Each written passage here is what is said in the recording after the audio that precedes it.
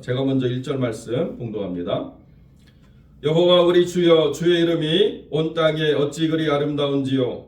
주의 영광이 하늘을 덮었나이다. 주의 대적으로 말미암아 어린아이들과 젖먹이들의 입으로 권능을 세우시며 이는 원수들과 보복자들을 잠잠하게 하려 하십니다. 주의 손가락으로 만드신 주의 하늘과 주께서 베풀어 주신 달과 별들을 내가 보오니 사람이 무엇이기에 주께서 그를 생각하시며 인자가 무엇이기에 주께서 그를 돌보시니까.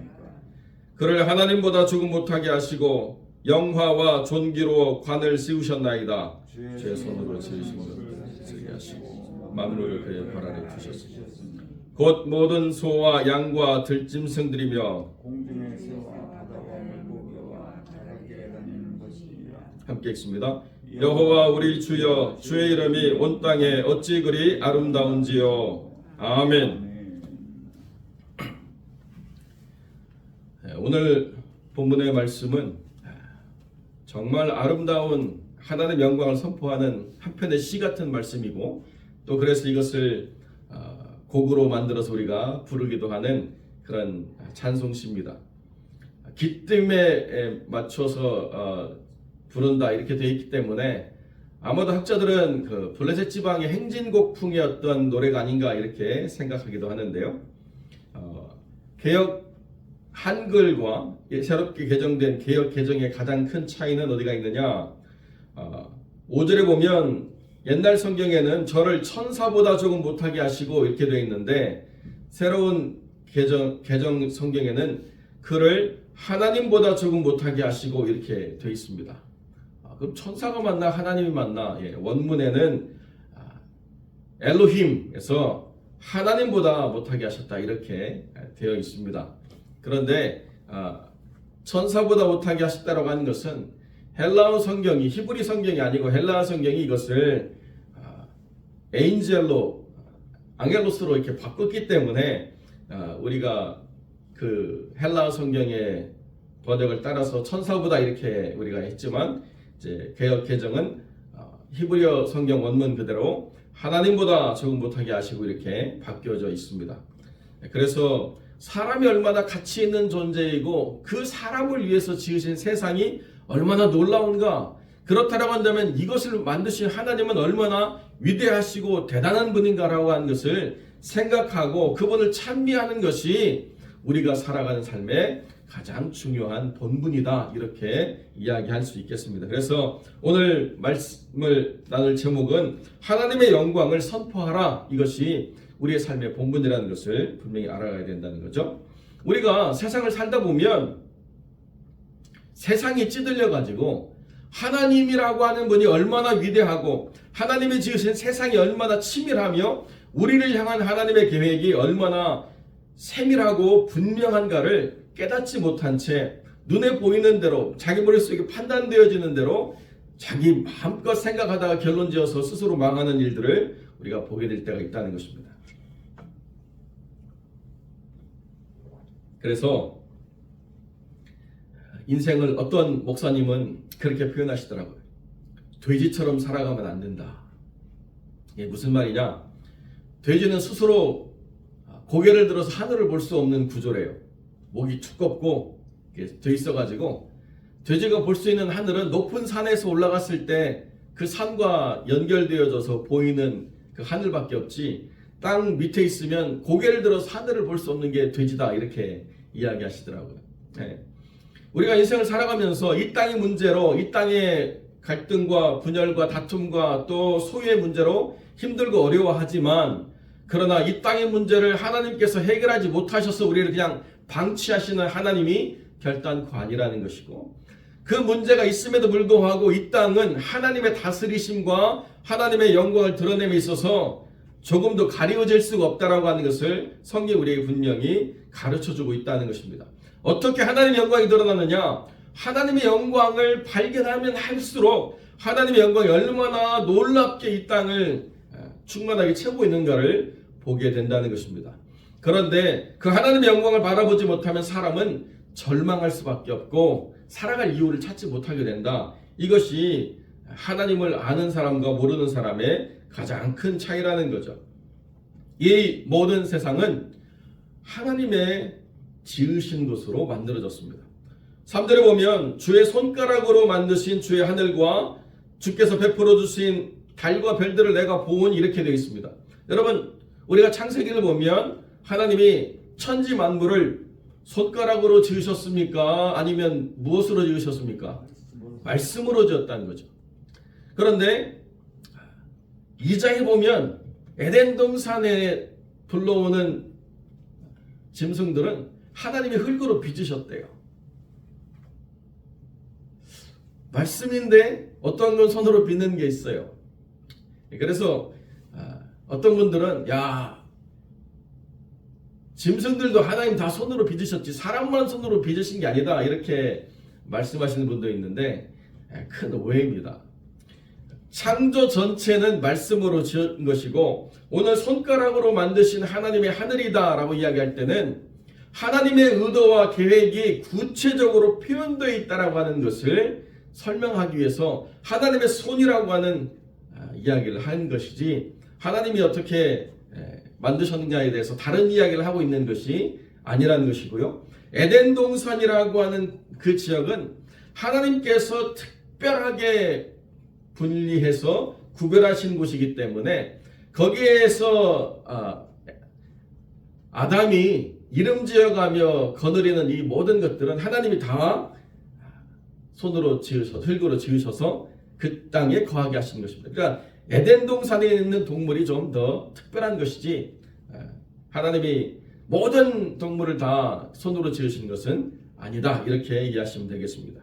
그래서 하늘을 봐도 달과 별을 봐도 거기에 하나님의 창조의 위대함을 우리가 보게 될 때 이 땅의 문제를 벗어난 하나님의 권능과 주권을 우리가 깨닫고 다시 이 땅을 살아갈 힘과 용기를 얻게 된다는 것입니다. 그것이 아니라고 한다면 땅의 문제가 해결이 되어야 하나님을 입증하게 되는 거예요. 내 문제가 풀려야 하나님이 살아계신 것을 말할 수 있게 되는 것이고 내가 고민하는 문제를 하나님도 같이 고민하고 그걸 풀어주어야 하나님이 위대하시다고 말하는 어리석음에서 벗어날 수 없게 된다는 것입니다.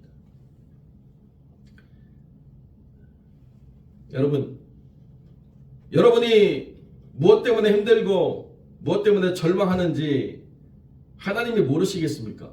그러나 절망보다 더 큰 게 하나님의 권능이라는 거예요. 우리가 생각하고 내리는 결론보다도 더 오래 묵상하고 오래 계획하셔서 친밀하게 세우신 것이 하나님의 계획이라는 것입니다. 모든 것이 지어지기 전에 하나님의 계획과 뜻이 있었대요.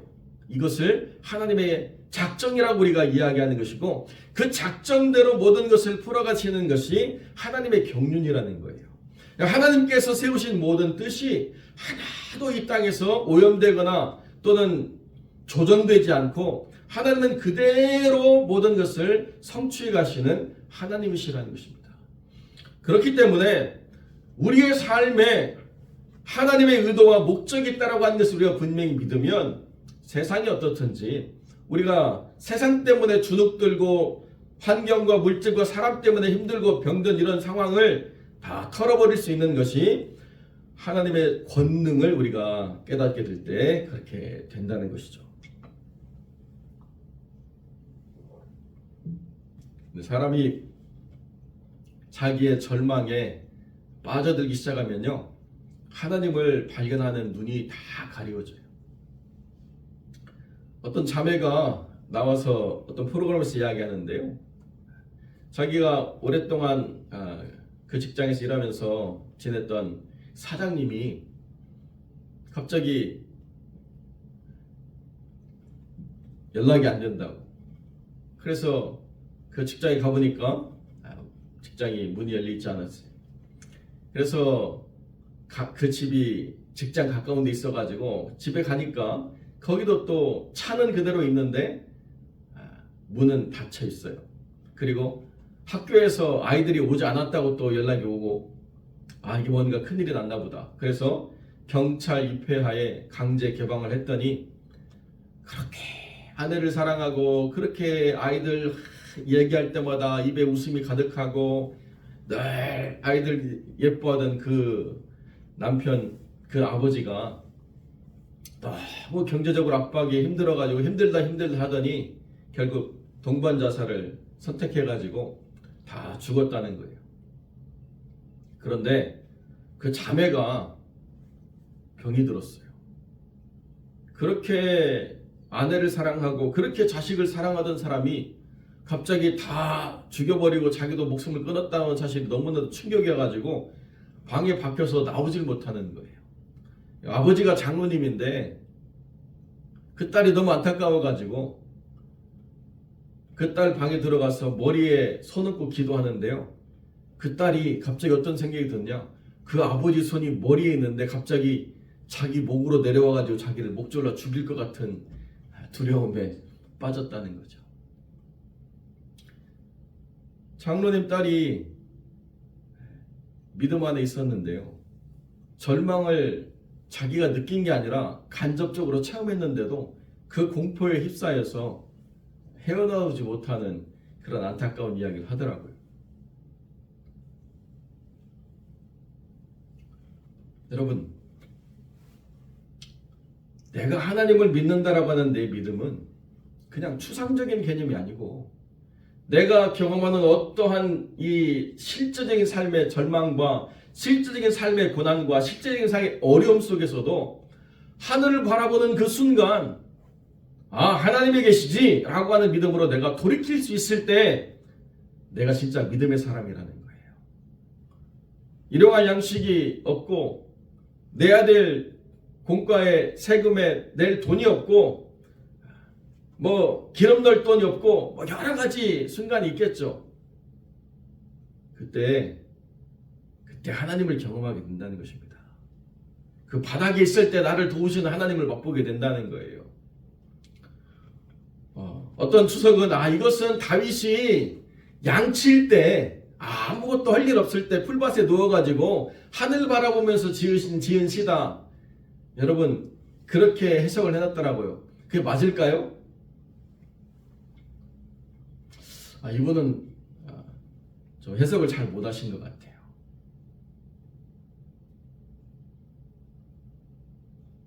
내 마음에 여유로워가지고 풀밭에 누워서 여호와는 나의 목자시니 내게 부족함이 없으리로다, 그 이야기 한 게 아니에요. 사망의 음침한 골짜기 현장에서 여호와는 나의 목자라고 고백하는 삶이 시편 23편인 것처럼 오늘 이 시편 8편도 풀밭에 누워가지고 양들 풀 뜯어먹는 거 보면서 그냥 노래 부르다가 생각나가지고 적은 시가 아니라 세상을 바라볼 때 믿음이 아니고서는 세상에 소망이 없는 그 상황 속에서 하늘을 지으신 하나님을 기억하고 하나님의 창조 주권과 나를 향한 하나님의 계획과 다스리심이 얼마나 귀하고 얼마나 치밀한가를 다시 깊이 묵상하면서 내 모든 관점, 내 모든 생각을 하나님 중심으로 돌리겠다라고 하는 믿음의 결단인 거예요. 그러니까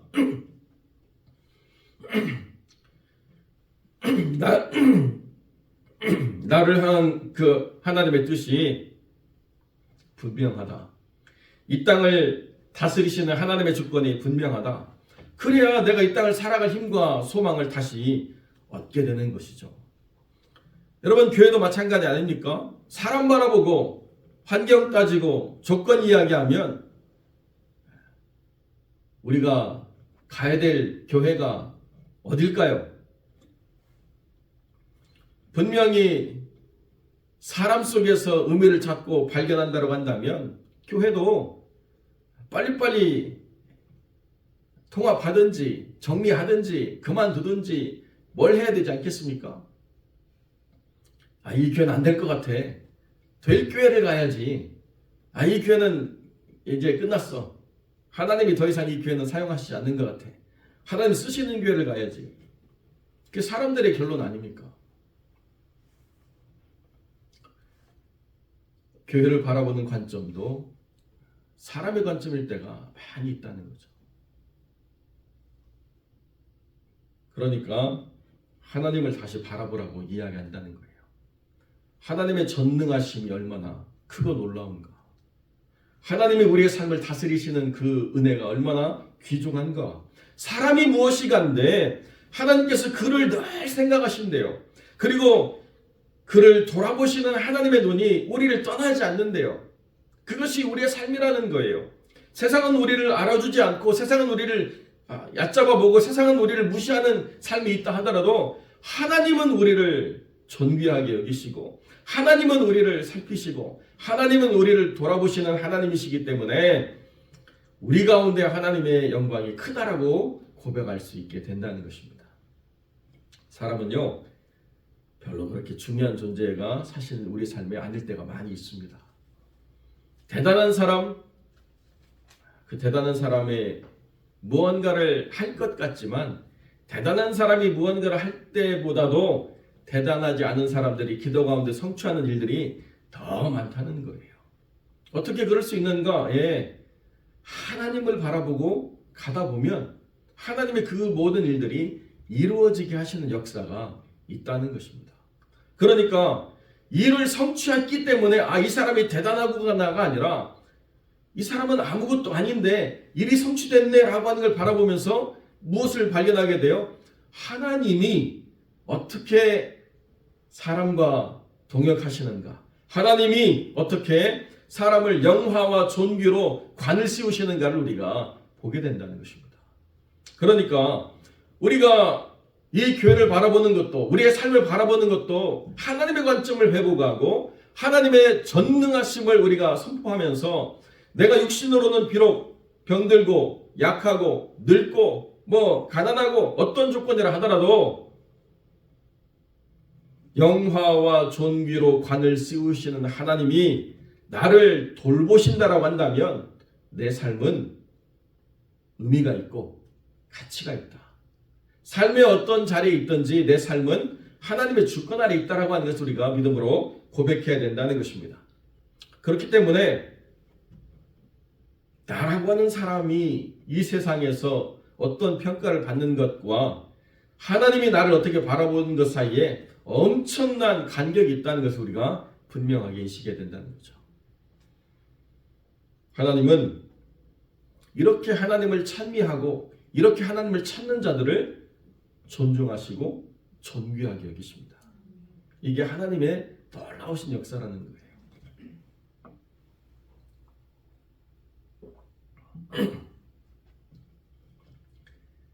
사람들이 믿음 안에서 가장 큰 경계할 대상이 누구냐? 하나님을 가로막는 자기 자신이에요. 하나님을 가로막는 자기의 생각, 하나님을 가로막는 자기의 물질, 하나님을 가로막는 자기의 시간, 하나님을 가로막는 자기의 모든 경험, 이것 때문에 하나님의 역사가 얼마나 치밀하고 하나님의 권능이 얼마나 위대한가를 바라보지 못하는 일들이 일어나고 있다는 것입니다.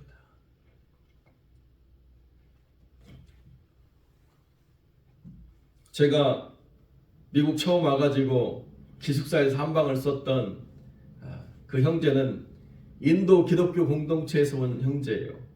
도마가 인도에 내려가서 선교하고 난 다음에 순교하기 전에 세웠던 교회의 7 집사 가문 중에 한 가문의 후손이에요. 그래서 마트쿠티 토마스라고 하는 이름을 갖고 있는데요. 성이 토마스예요. 마트쿠티가 뭐냐? 리틀 매튜 토마스예요. 얼마나 이름이 다 복음으로 가득 차 있습니까? 교회 역사요? 2000년이잖아요. 그런데 2000년의 역사를 가진 교회가 지금 얼마나 핍박을 받고 있는지 이루 말할 수가 없습니다. 그래도 그들이 거기에서 희망을 가질 수 있는 이유가 뭐냐? 하나님이 존귀와 영화로 관을 씌우실 것이다라고 하는 그 분명한 기대를 가지고 그 땅을 지켜나가기 때문에 하나님께서 그들을 돌보시고 하나님께서 그들을 통해서 일하고 계신다라고 하는 것을 우리가 발견하게 되는 것이죠. 나이지리아의 순교의 현장이 지금도 있고 남수단도 어마어마한 학살이 일어나고 있고 여러 가지 지역에서 삶의 고통과 또 핍박으로 인해서 어려움을 당하는 그 사람들을 우리가 얼마든지 발견할 수 있습니다. 그런데요, 낭망하지 않을 이유가 뭐냐? 하나님의 주권 아래 있다. 하나님의 권능 아래 모든 것이 다스려지고 있다라고 하는 믿음이 삶을 살아가게 하는 이유라는 것을 우리가 분명히 깨달아야 된다는 것입니다. 사랑하는 성도 여러분, 우리가 가진 게 얼마나 많습니까? 우리가 기대할 것들이 얼마나 많이 있습니까? 가장 중요한 것은 하나님께서 우리를 생각하시고 돌보신다. 이것이 우리의 믿음의 근간이 되어야 된다는 사실을 분명하게 기억하시고 2026년 한 해도 우리를 생각하시고 돌보시는 하나님과 동행하기로 결단하고 그 안에서 우리의 믿음의 부족함을 보이지 않도록 하나님 뜻대로 세워져 가시기를 작정하는 복된 영혼들이 되시기를 주님의 이름으로 간절히 축원드립니다.